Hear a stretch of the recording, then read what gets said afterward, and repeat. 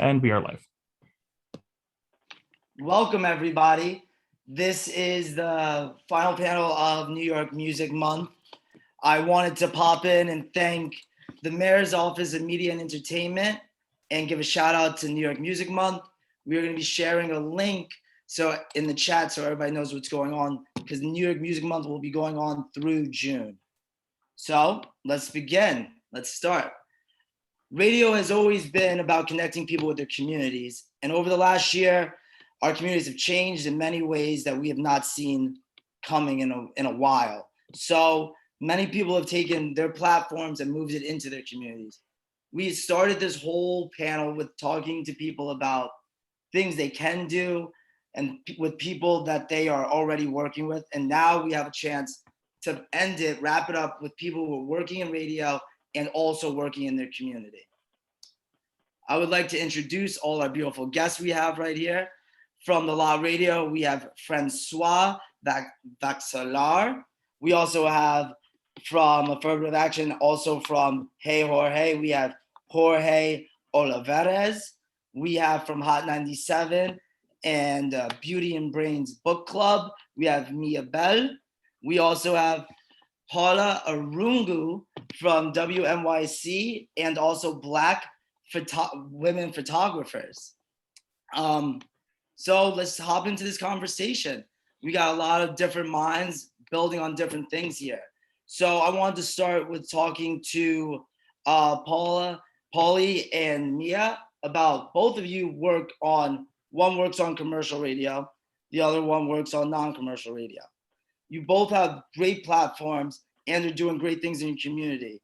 What about your original radio platforms made you feel that it was time to step out and help out in the community? I think just in general, radio means community. That's how we connect with the people from around the way. That's how we put each other on to new music. And that's how, we let each other know what's going on. And I think just being able to use that microphone in general to push everything else that's going on in the community, new restaurants that are opening, new initiatives that are happening around the way, and new organizations, community work that's going on, the book club, stuff that people could really enjoy and have hands-on experiences with because we're local, I think always inspired me. And as soon as I crack that mic, I always get to thinking on how I can include the people who are actually listening so that they can feel like they're a part of the show too. Because radio, us personalities, we're not we're not supposed to be the superstars. We leave the rappers and the singers for all of that. We are your homegirls and your homeboys that you're listening to, that you grew up with, and just, putting you on to things and spreading whatever's going on in the community. So that's what it is for me, for sure. I absolutely love what you had to say, Miabelle. I feel the same way. I mean, for me, I was doing my work prior to being in radio, and I just feel like with radio, you're able to amplify it to even more people who are at home, especially now. And so I think it was just, organic way of just doing things. And so I totally agree with what you had to say. Xorje, I actually kind of want to ask you the same question, because your platform, you started in what I would consider like a premium idea of like you have to pay in to get in Sirius XM, and now you've taken that away and you've moved on. Tell me a bit about that. So it all kind of really ties to how I grew up. I grew up in a very small town on the Texas-Mexico border. We had like one FM station and like 2 AM stations. So I kind of was drawn to working at Sirius XM, where I was for 11 years, because of the national aspect of it. Like, you could be anywhere, and if you had access to Sirius XM, you could be able to listen to so many different stories. So when I transitioned to Sirius XM, part of it was because I wanted my parents to hear me do cool stuff on the radio. And then once I started to recognize, like, okay, there aren't many Mexican-American voices on the radio talking about whatever you like to talk about. There aren't many queer Mexican-American voices that are talking about what you want to talk about. So once I started to recognize essentially the power of the platform that was given to me, understanding what duty is, and I feel it more a duty than others, and I completely own that, and I don't want to project others' feelings about how they approach their use of the mic. but I see it as my duty to talk to people who might come from similar backgrounds, talk to people who might care about issues that are of similar backgrounds, and have fun with it. Like, I think part of what makes this so exciting is that it's something that I as a listener would want to do. And if I as a listener would care, then I as a host or I as a personality should care. So I think that's kind of where most of that lies, is understanding how I want to use this role. And if nobody else has my identity in that role, kind of understand that and use it to my advantage. Nice. That's all beautiful statements. Francois, now, it seems like you created your own radio station. You've created it all by yourself. It seems like you skipped over the middleman and said, it's time for me to do it. What inspired that?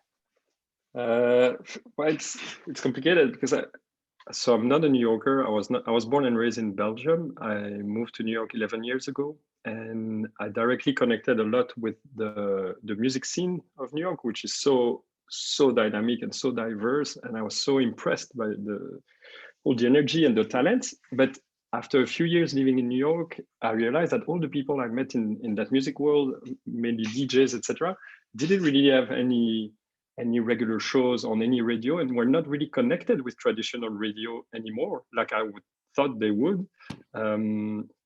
And so I guess after a few years, I realized that maybe there was room to create some sort of new type of platform, more aimed at the internet than the airwaves, and to create like a self-run community independent online radio, and aimed more at DJs and young artists. But I had no idea what I was doing. I just felt that it could work, and I felt that a lot of DJ would be interested. And I chatted with a few close friends to check that it was not a crazy idea. And I saw that there was a lot of interest, and so I started to work on that full time. And that was 5 or 6 years ago, and that's how it formed. Yeah. So what do you think, for Mia, what do you think starting this book club has meant to radio, or even helping you with your radio personality? Honestly, I love to read, and that's always been a part of, everything that I love to do. It was always, for me, radio, TV, and books. And I think that those are 3 things that definitely can work well together. And because I have the platform in radio, and I also have a master's degree in book publishing, because, I wanted to be able to integrate the 2. And just let people know that, it could be fun. Yeah, I'm the cool girl who'll be on the radio talk about the music, but I also like to, go home and read my book on my bed and my couch, because I don't like going outside too much. You get what I'm saying?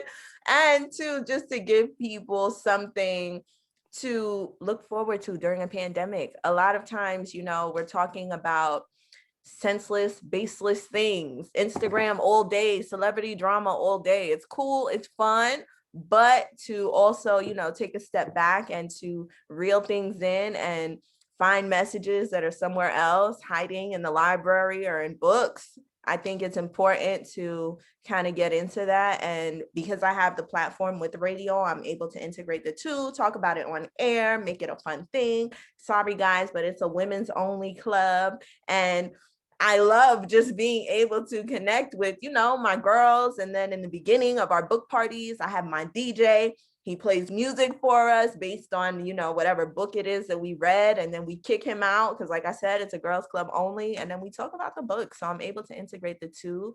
And I think being able to have my platform in radio allows me to help push that message, because, that's why a lot of the girls kind of joined. So I think it's amazing to be able to integrate the 2, and I will continue to do that with other things as well as, I grow in my career and get more creative. But right now we got the book club going. We're over at Hot 97, also in Philly at 100.3. So, we just making it work the way that we can, for sure. All right, Polly, tell us, get deeper into this Black women's photographer life. What is it like? What what inspired you to even start this? Because it feels like something that many people could have already been like, oh, I'm shocked this hasn't already been a thing.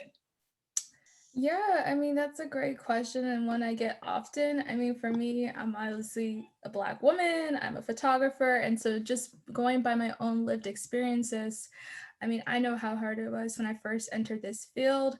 Like most fields, there's no welcoming party saying, okay, welcome to photography. Here's everything that you need to know. Here's this, here's that. Here's the business side of photography. That way you can like actually know about that. You know, there is none of that. And so for me, especially, you know, being a Black woman in this industry is still very white male dominated. I just know how many times like I wanted to give up. And if I wanted to give up, I was just feeling like, oh my goodness, imagine everyone else who probably doesn't have even half the connections that I may have and they are struggling. Just imagine like what it might be for them. And so for me, you know, prior to the pandemic, I was thinking about, you know, what else I could do. I actually created this Twitter list called Black Women Photographers, where I just was randomly adding Black women who, you know, popped up into my timeline. And then I realized, you know, that I had over 400 Black women photographers on my Twitter list. I was like, oh my God, this is amazing. And when the pandemic, you know, started, you know, no one knew how bad it would get. And so I started reaching out to those photographers on my list, just asking them just a bunch of questions like, you know, how is it going for you in your career? When was the last time you were hired and paid? And just all these different things just to get a sense like how their journeys were going. Because I know just because we're both Black and women, you know, two paths, we have, you know, two different lived experiences. And so I really wanted to hear from others how they were doing. And, you know, the responses were pretty telling. A lot of people, you know, were feeling the same way. A lot of people were struggling to get hired prior to the pandemic. And so that really was just like the push I needed to do something more. And so in June of 2020, I created a GoFundMe.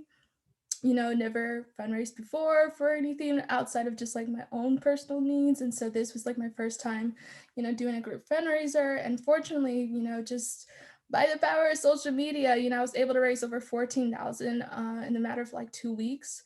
And I was able to help Black women photographers here in the States and internationally to have, you know, just some aid for their expenses and their loss of just income from the pandemic.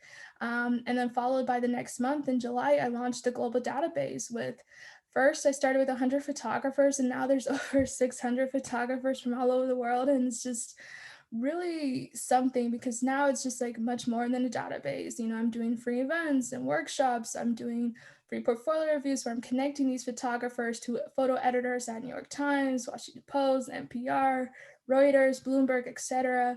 You know, I'm just doing a lot of different things to help them grow professionally, but also personally. And, you know, there are platforms out there already, but I just felt that there was still a gap, right? And even them, they felt that gap. They felt the loss, you know, of one, just their own personal like wages and things like that.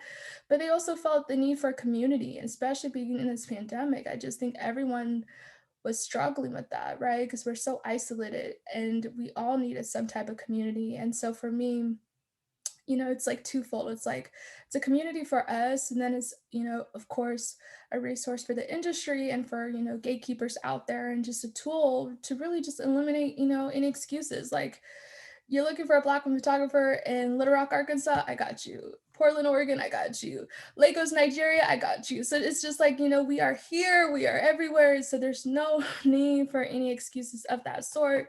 You can find a Black woman photographer, you can find a local photographer, whatever it may be. And so, yeah, that was really just like the reason why.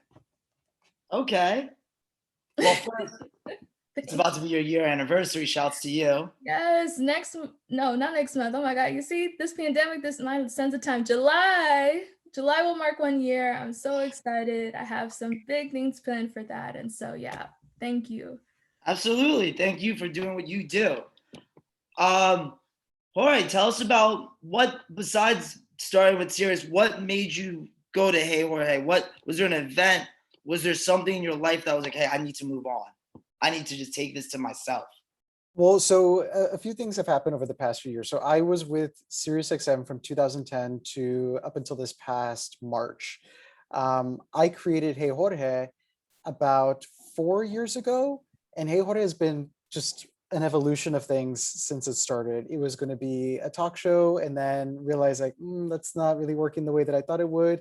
And then switching gears, like now it's just a website, but then switching gears, now it's hosting a podcast. So switching, like trying to keep up. I think one of the most interesting parts about having graduated from a journalism program back in 2010 is just how crazy media has evolved in the past 11 years, where I'm trying to keep up with like, I need to be doing this, I need to be doing this, I need to be doing that.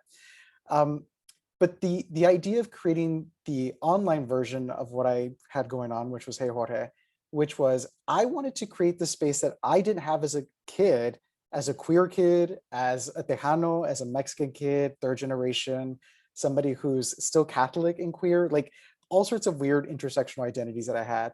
And I figured like, if I at least could give somebody a place to go where they could feel, I don't know, welcome, feel safe, that would be helpful. So I was doing SiriusXM in conjunction with my Hey Jorge stuff. Towards the last 3 years of Sirius, I had my own show called Affirmative Reaction, as you can see on my name here. And the idea was I wanted to play on affirmative action because as all the boxes I tick, I feel like I've benefited from affirmative action. But my goal was to just have as many diverse guests as possible. So that included musicians, that included other forms of creatives, that included activists. And I will say things were obviously a little different in the pandemic, but I only know these numbers because I did it for the pandemic. The last year I was at Sirius, I interviewed 150 queer people. I interviewed about 100 or so Latinx people, overall 200 and something POC folks. So I was like, I don't know if these people are going to get the chance to talk elsewhere. So I'm just going to be able to give that for them.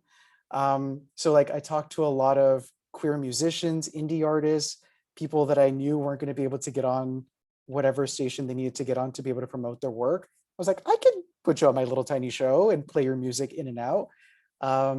With Latinx artists, with anybody who was doing something that I was afraid was going to get lost in the mix. But because like I knew what I was like when I had a dream and I was trying to figure out this crazy media world. And if I could just do something small for anybody who's trying to figure out their next steps, I wanted to be able to do that. So I was very thankful that I could do that within because the resources I had at SiriusXM to be able to play the music that I wanted to play. Even if I didn't welcome a particular artist in a show, I played all Spanish music on my show. I would play all hip hop artists on my show. Like trying to give the diverse SiriusXM audience the opportunity to be like, I don't think I would have heard that elsewhere. I don't think I would have heard that elsewhere. So just kind of like messing with what people were accustomed to when listening to the radio, particularly that kind of radio, which you mentioned. It's a subscription-based radio. There's a particular kind of person who has the supplemental income to be able to get that. And so how do I help that person who has this income, who might be of a particular lived experience that is very different from how I grew up? How can I show them, this is what a Mexican-American artist sounds like. This is what a queer Black artist from London sounds like. And kind of just have fun with it. Nice. Francois, I being actually, one thing about your place is that being in New York City, your place is a physical place I can go to. I've been to the Lot Radio, but recently in like the idea we're talking about giving back to the people and being part of the community, you recently opened a piece of the Lot Radio in the middle of Times Square. So you're right. So for the whole month of May, we were invited by Times Square Arts, who is the nonprofit that takes care and activates Times Square with public art. They invited us actually in 2018 for a month. We did that 2 years ago already.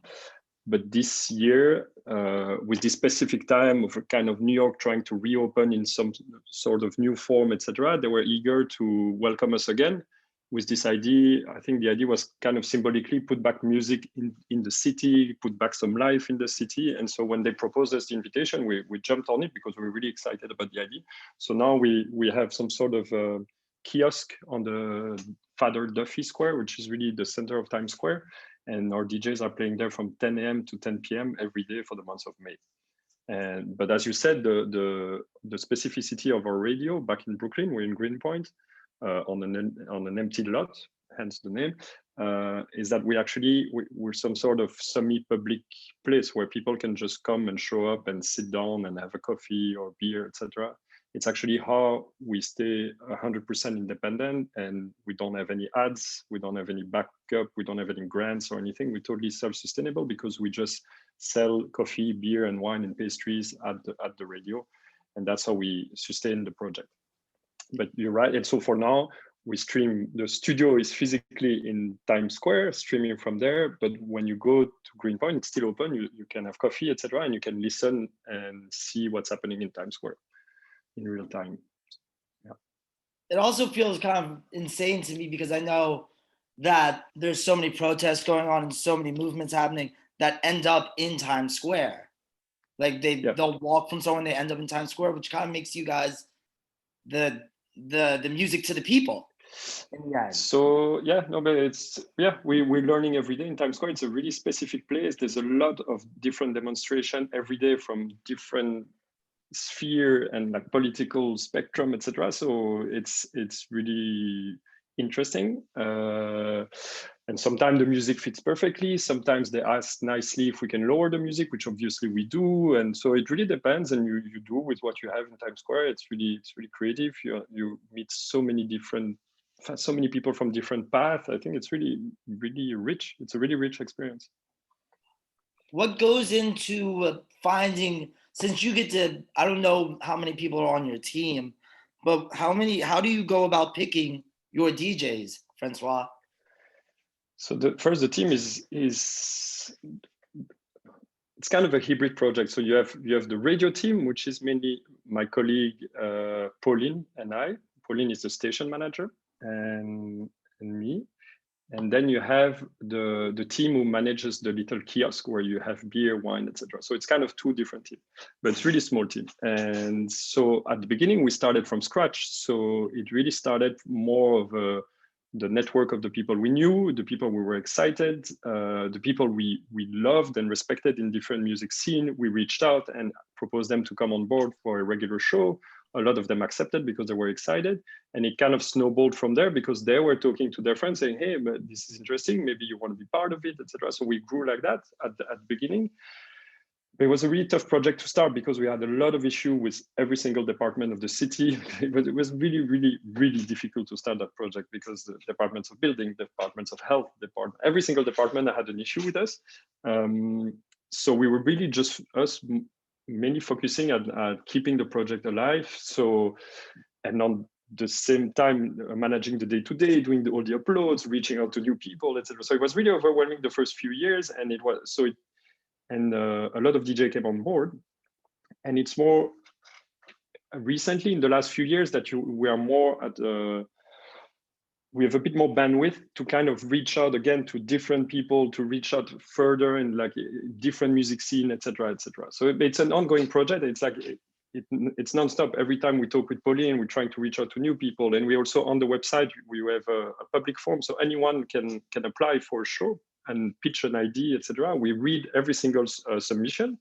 We don't have the time to reply to everyone, but we do read every single one of them. And whenever we feel it's a good fit or it would be interesting, we try to take those people on board to give them a chance. And there's a lot of regular now that started with just submitting an idea online on the website. Do you want to throw your URL in the chat? Everybody, actually. Good idea. So radio. Yeah, so you can see we're in Times Square now. It's fun. It's funny. There you go. So for everybody, how important do you think it is in the past year that radio stations are more dialed into real subjects, real issues, real matters? Or do you think a lot of you guys stepped out on doing these things in your community because you felt maybe a little boxed in? If that answer doesn't get you in trouble or anything. But do you guys think that there was something that really made you all say, hey, I need to take this somewhere else?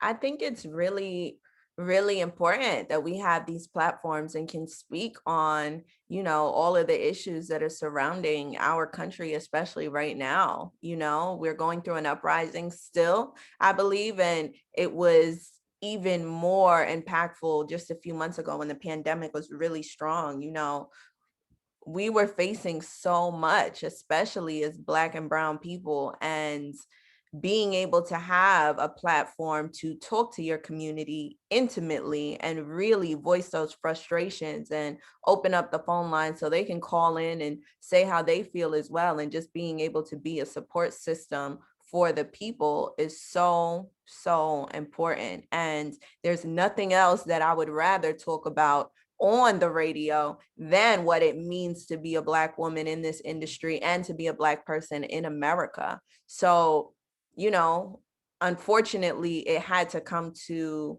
you know, the death of many by police terrorism and things of that nature for this conversation to come up. But in hindsight, you know, being able to use our platforms and to speak up is definitely something that is a necessity and something that should continue.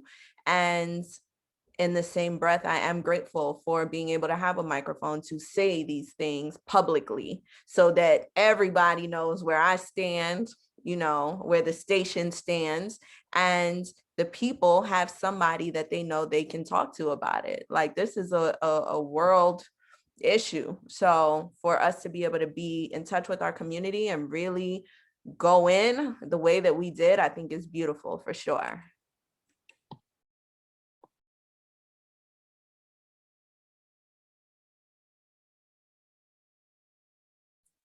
I will say that I was very lucky that there was never a time where I felt like I was being silenced by my organization, that I was being told I couldn't talk about a particular topic, that I couldn't have a particular guest, that I couldn't say my name the way I say my name. Like, there was never any restrictions as to how I chose to do radio, which I thought was incredibly helpful. And I think that also the kind of inverse instilled in me this thing where, like, I won't take any pushback now, because I was very blessed and lucky to know what was possible when you didn't have any oversight in that way, where it was saying, you said this about the last administration, maybe not do that anymore. Or you had this queer person on that said a little thing that we didn't like.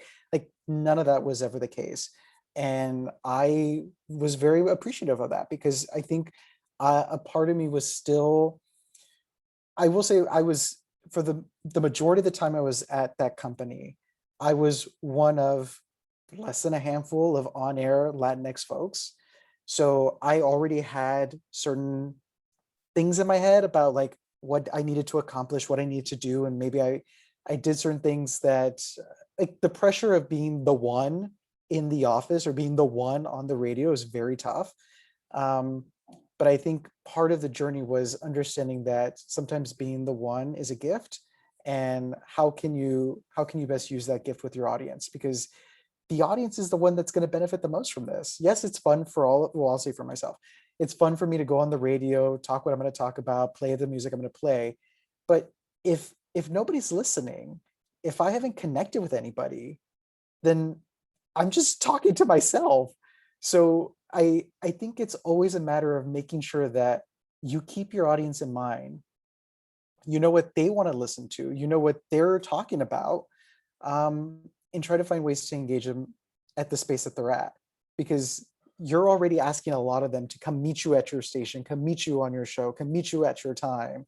Like, you have to be able to do something back with them to show that this relationship is worthwhile to them too.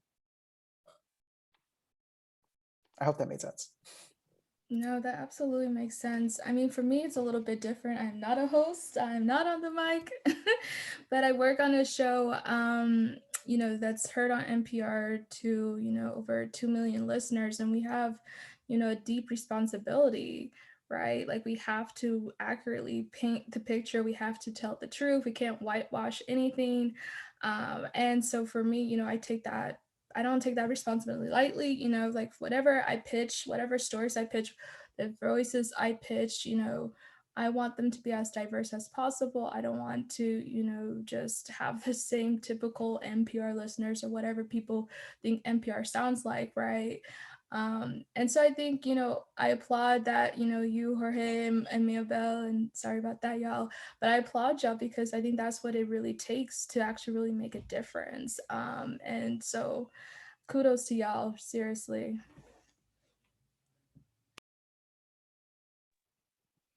Yeah, at the radio, at the lot, we actually, at the beginning of all the protests, etc., we made the move of, on the contrary, for the first time ever, we decided to go offline for a whole week because the whole little community surrounding the radio is actually it's people from all different paths of New York and paths of life, etc. But everybody knows each other, and it's kind of tight. And everybody was too overwhelmed, and there was too much emotion, too much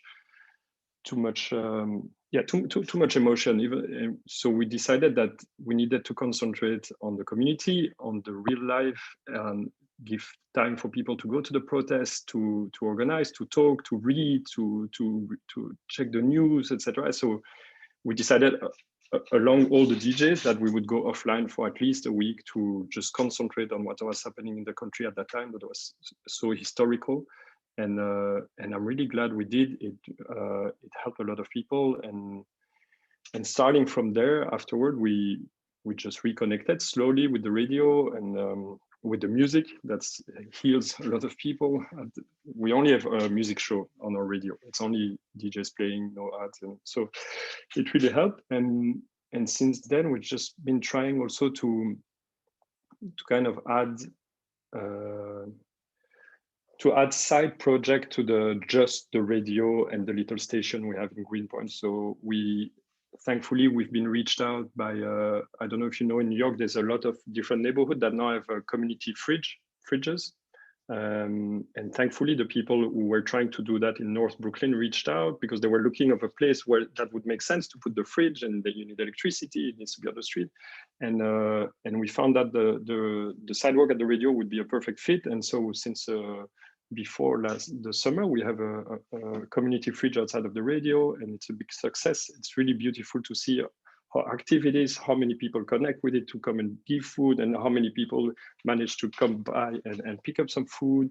We also decided to start it to help the DJs that actually don't have a lot of gigs right now, but a lot of records. We decided to start a monthly record fair in the street at the radio, so that they can they can sell records, but they can sell clothes, they can sell whatever they want. So all our resident DJs have access to tables there, and also we accept people from outside the radio.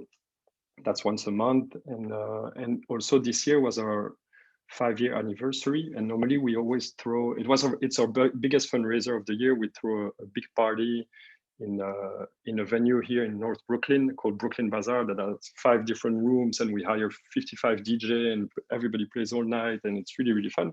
Of course, the last 2 years we had to cancel, so we tried to find a creative way to collaborate with all our DJs to come up with something, and we decided to release a music compilation on Bandcamp, digitally then, and ask all of our DJ and producer if they wanted to collaborate with one track or remix or an exclusive track they had. And it was extremely fun to work on that. We had like 63 tracks in the end, and the fundraisers lasted the whole month, and we redistributed 100% of the proceed to every single one of the residents, even if they had given a track or not.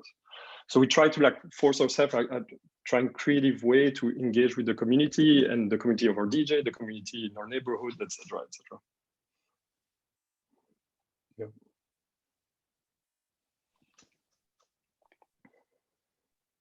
That is beautiful, Francois. And I love how you mentioned that you guys took a break from everything. I think even that is, speaking volumes, because so much was happening, and being able to unplug and really tap into the community is also amplifying in a very big way as well. Yeah, and True. So with the radio, we stopped, but then we use all our social media to repost all the important information. We're reposting all the protests, every single post that was interesting and bringing something on the table. We try to repost everything to give amplitude, because we have a bigger following sometimes than our DJs, etc. So we try to use that proactively.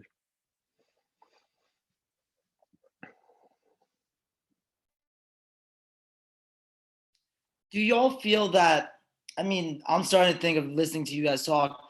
Do you guys feel that a radio personality has a responsibility to the community, opposed to just being able to just be a personality, an image? Or do you feel that, like, if you're going to be on radio locally or nationally, you need to be doing more than just yelling and playing music?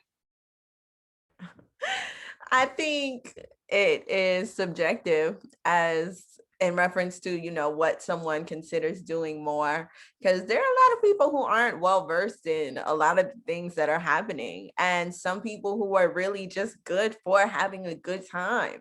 And as long as you're making people feel good, I think if there's a variety, you know, people, a personality you can go to for this, that, and the third, I think that, you know, as a conglomerate, it'll make a powerful statement. But, you know, some people are just there for the feel good vibes, and I'm not mad at that either.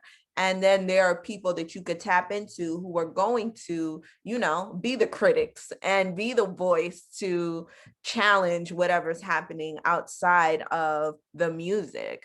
And there are people who could do both, and I think that's great as well. There are certain topics that I'm not well versed enough to talk about. So, you know, I'll either do my research and just source those platforms, or I'll say, look, I don't really know what's going on, but what I can say is that I'm here for a good time and to spread good vibes. And, you know, sometimes that's also necessary. But I do believe that, you know, we all have a responsibility to make people feel good. And that starts with, you know, either the music or really tapping into what's going on outside. But as long as they're hitting something between those spectrums, I think that they're doing exactly what they need to do. But as long as the people feel good and feel welcomed, that is, to me, where it starts for sure.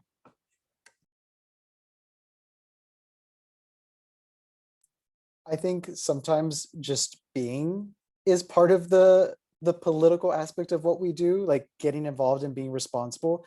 Like, I understand that if there aren't many other queer Latinx folks on the radio, that me just being in that seat, I don't have to say anything political. I don't have to say anything about queer stuff or Latinx music or Spanish language music. I don't have to do any of that. Just me occupying space and showing other people that it's possible to occupy that space is really powerful. I think there's a distinction between like what radio could potentially be. And I think at the overall crux of it, kind of to what Miabelle is saying, it's meant to be entertaining. It can be informational, it can be informative, but at the heart of it, it's entertaining. Think about how you listen to radio. Usually if you're listening to music on the radio, you're with your buddies, either you're by yourself, but you could also be with other people. If you're listening to a talk show, you're typically by yourself. Like there's ways in which we all approach radio differently, but we're still entertained enough to keep coming back to it. So I personally felt it was my job to be entertaining first, to make sure that people were listening to what we had to say. But two, if I had the opportunity to be informative, then also do that. But that was a choice that I made for myself. That was a choice for how I wanted to use the time on the radio. Other people choose not to, kind of to Miabelle's point. There are things that I don't know about. I don't talk about them. I'm not going to pretend to be the expert on everything just because I have a microphone in front of me. I also have to know my place. And sometimes my place is not talking about, you know, what's happening abroad or what's happening with healthcare. Like, I don't know. There's another station for you. But for this station, with this show, with my voice, this is what I can tell you. And so I do take that as a responsibility, but it shouldn't be a responsibility forced upon hosts to do something that is out of their comfort zone or is not part of their even desire to be on the radio. Because everybody comes to whatever gig they want to come to with their own intentions.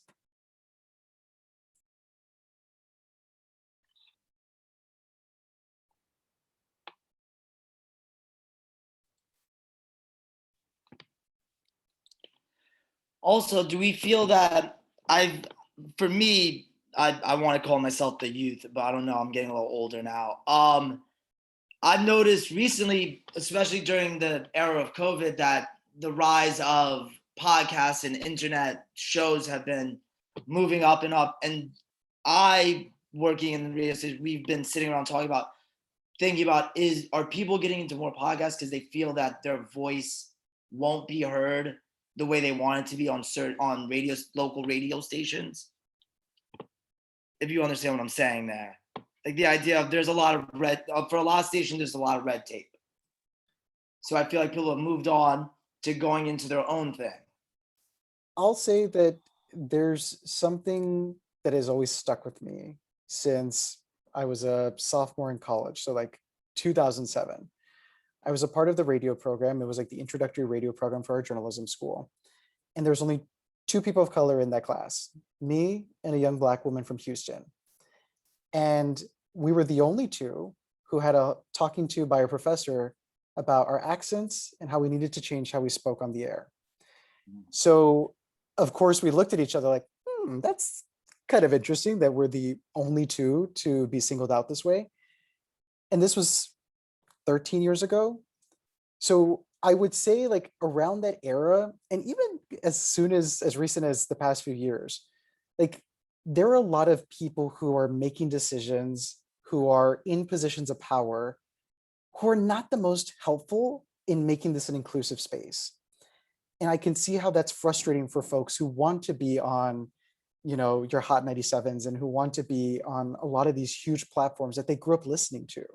Because that's part of why I even was drawn to SiriusXM. I grew up listening to SiriusXM, so why would I not want to achieve that? But the number of microaggressions I've heard in the entirety of my career from my bosses, from people who are supposed to like decide how I get to be on the radio, I could see how any young person who's trying to pursue that just doesn't have the time for it.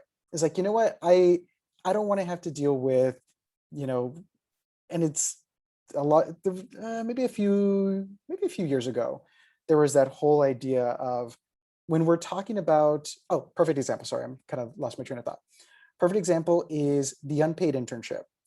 When I was graduating from college, if you wanted to be in radio or if you wanted to be in media, you had to do an unpaid internship.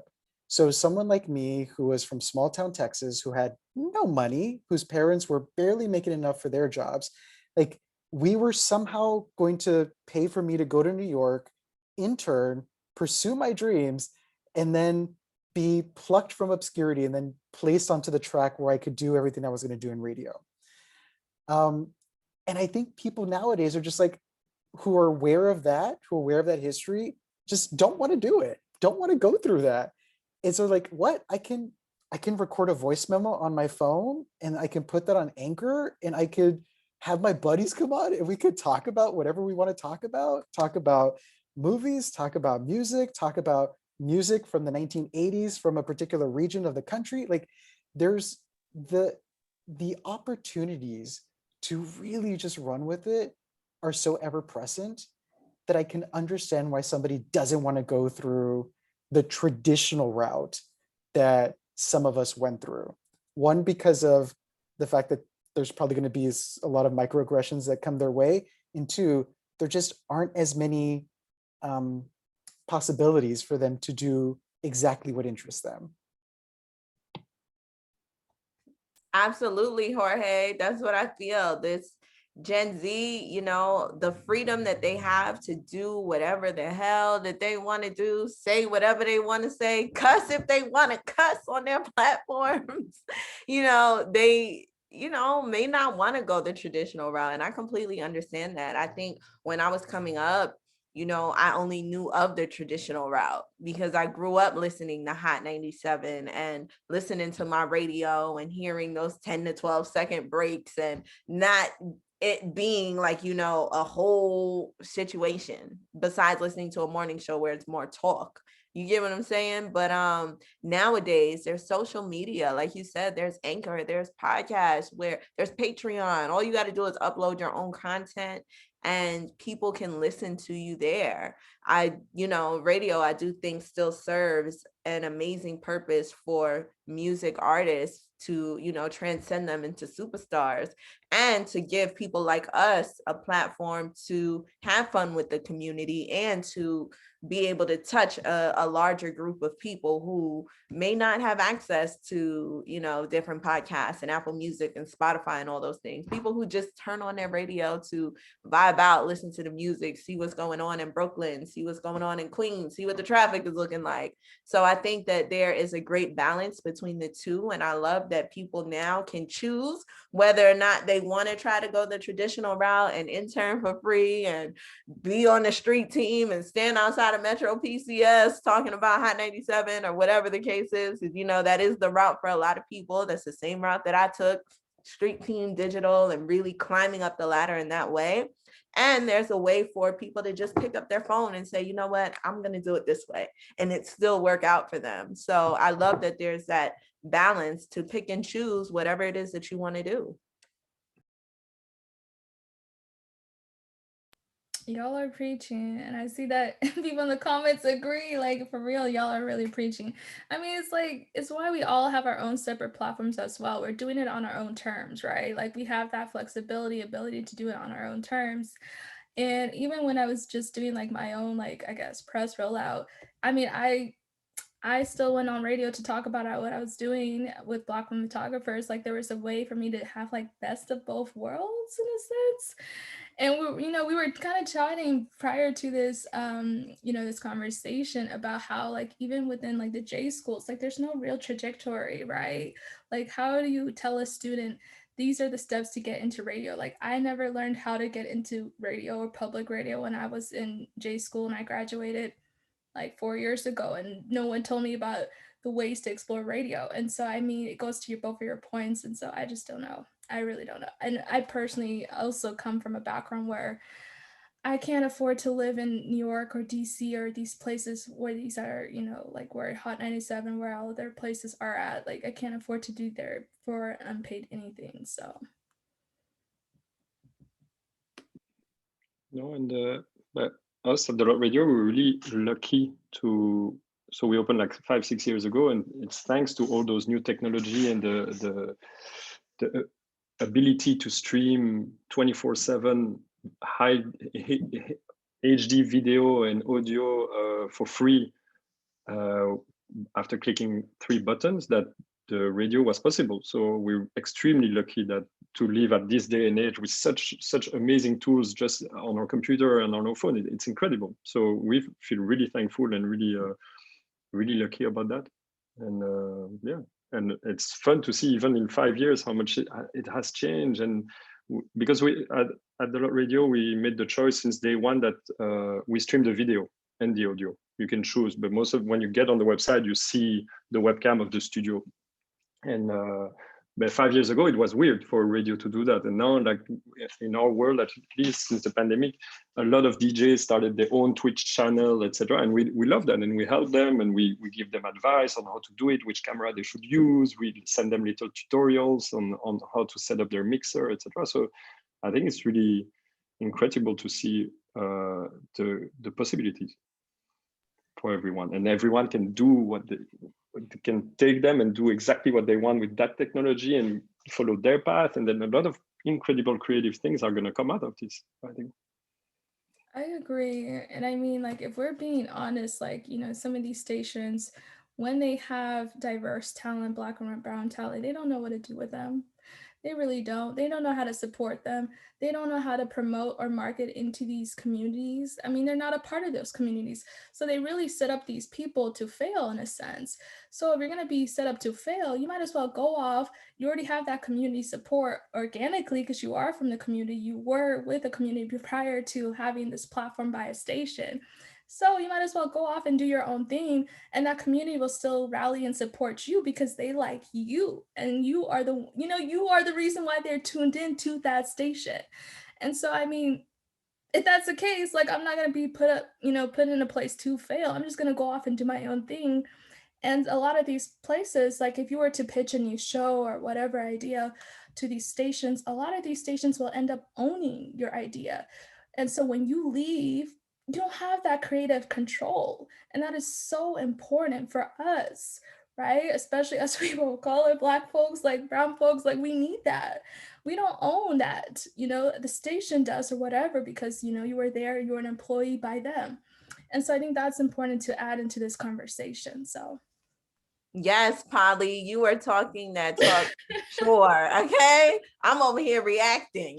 But no, that's really, really, really important. And that's why you have to use your platform for what it is and make sure you're doing the work outside of there. Because again, like you said, a lot of these corporations, and I'm not talking specifically about, anything, but I'm just saying a lot of these corporations, the people that they hire, they know why they hiring them, because they are of the culture, of the community, and we don't have ownership of a lot of the creative ideas that we're putting out there, and just the energy that we're putting out there, we're making them look good. So it's really important that we also use them for what they're giving us, that platform, and to expand it outside of that. So God forbid, something happens, we are in a pandemic, who knows what's going to happen. Thankfully, everyone's still working and so has their jobs, but you never know. But like you said, the community is buying into you, the personality, the person that they're listening to, the person that they're connected to.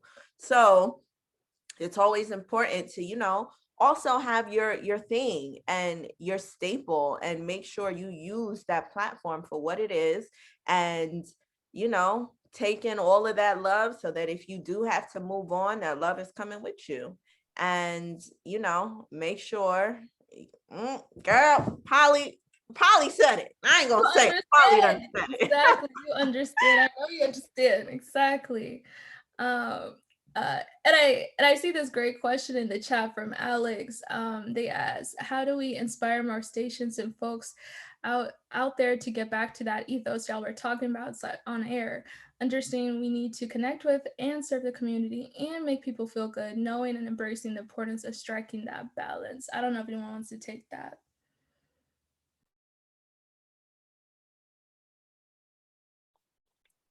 I think part of it is the beauty of understanding that when our mics are off and our time is off on the air, that we still have a social media platform, that we still have ways in which we can communicate with our audience, and sometimes choosing not to take that lightly, like understanding like, oh, if I started this conversation on the air, I can continue this conversation because people are probably going to be interested in it. So how do we keep this moving forward? How do we continue to engage them, engage the people that we possibly had on the show to talk about this stuff? But I think it also comes down to the outlet in which you're employed by. Like, I was lucky in that the last few years, even though I would have musicians and artists and actors of a particular intersectional background on my show, it was a political channel. And part of the way I sold it was the person was political. Like, I didn't choose to be this queer Mexican person in this body, but I am. But society has put politics on me, so I need to take that. I need to, reclaim that, take it to my advantage, and use the platform that I have to talk to other folks who might look the way I do. So I had a lot of leeway to do that because of the nature of the talk channel that was set up. If I was a music DJ, I wouldn't probably be able to do that. Like, you have a certain amount of seconds before the post to be able to talk about a song or hype something up. Like, unless you have an extended period of time, it's very difficult to understand how to utilize that time within the confines of what your channel, what your radio station is. But that's part of why, as everybody's mentioned, we all have these like side things going on too, to continue conversations going with the audience that we got from over here at the radio station, the ones that love us and follow us and like the work that we do, regardless of who's there, and taking that energy to the other places that we can be found, because we'll have more freedom to be able to talk at length about those things if we don't have it already over here.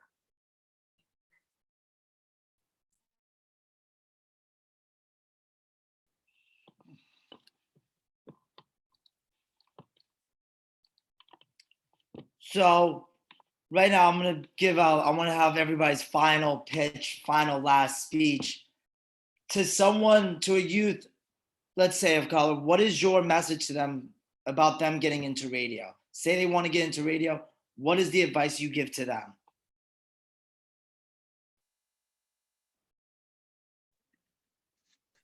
My advice to anyone who wants to get into radio would definitely be to be yourself for sure, because that's what's going to attract, you know, the audience that you want. There's so many people like you and who can relate to you. So being who you are internally will really attract, you know, your people, your crowd. So make sure that you stay true to that. Be ready to do the work, especially if you're trying to be a part of a corporation that, you know, has been around forever. You got to be down to do the work.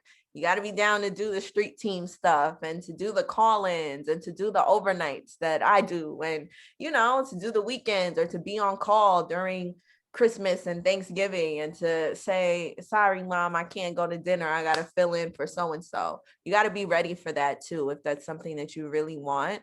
And, you know, have fun with it and incorporate your community, incorporate your friends, especially if this is something local. That's what it's all about. When you're able to reach out to, you know, somebody who is down the block or knows what's going on in Brooklyn or knows what's going on at this new spot over here, include them. It makes it all the much better.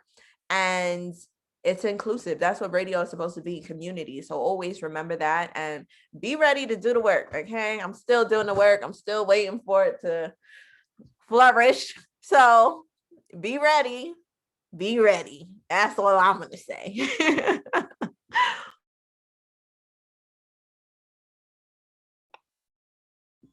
No, I mean, you literally said everything. Like, no, but I think, I don't know. For me, it's like you have to be ready to also adapt.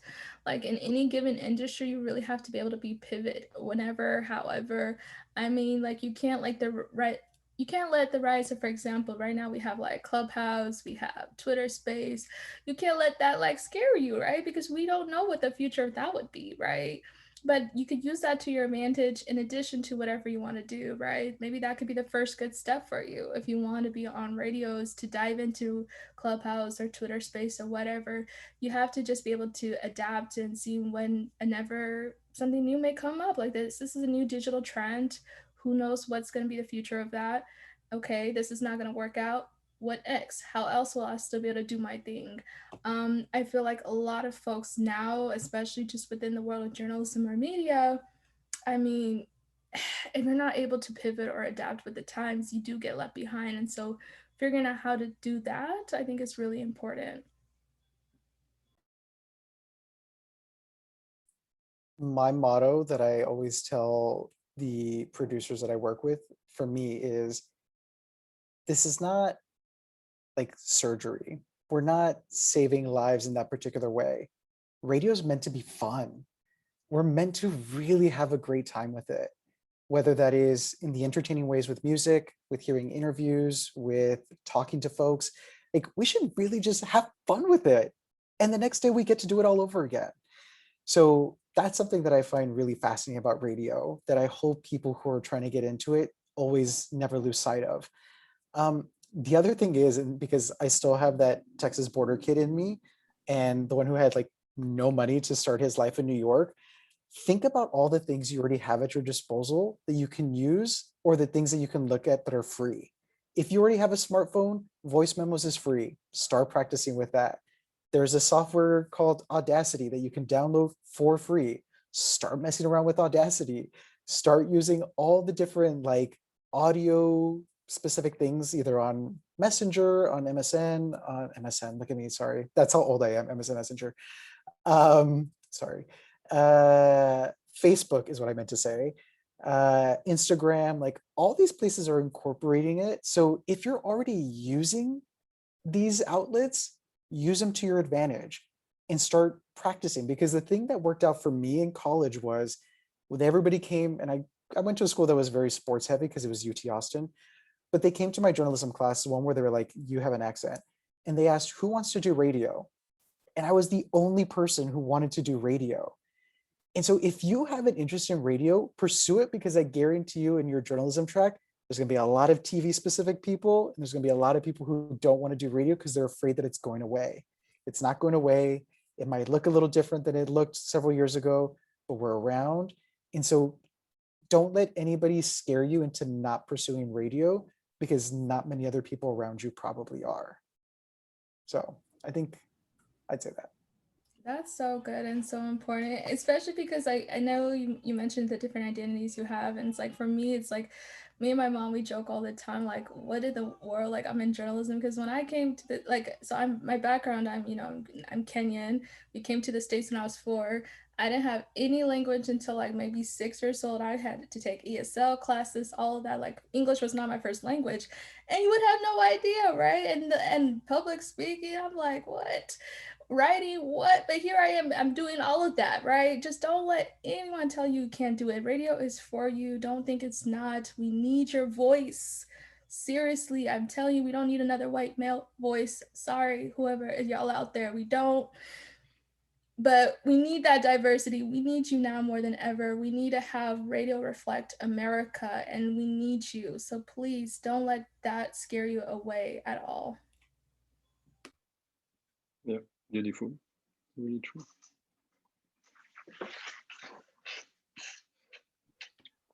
Well, I want to thank everybody for being here, taking the time out of your day for this. If you guys have any send-off messages, let's get them in. But thank you guys for being here. Thank you. Thank you for having us. Thank you so much. Thank you for having the space for us here. Yes, absolutely. This was a great conversation. Thank you. Bless. Bye, everyone. Bye-bye. Thank you.